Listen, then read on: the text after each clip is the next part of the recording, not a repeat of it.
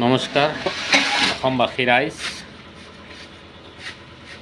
আজি মই এটা আপোনালোকক কেতিয়া মানুহে জনাই আছোঁ। আমাৰ অসমৰ ভিতৰত হোজাই ডিষ্ট্ৰিক্ট ৩ নং কাকি গোপালপুৰত এখন নতুনকৈ এটা ইটা ফেক্টৰী আৰম্ভ কৰা হৈছে।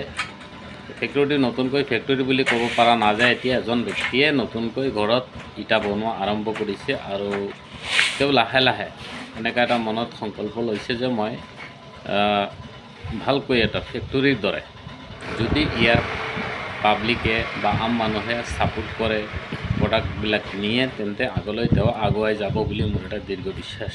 কিন্তু জনসাধাৰণৰ ছাপোৰ্ট লাগিব।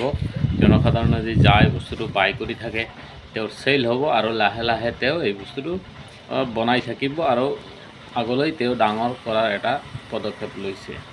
সেই ইটাটো বনাই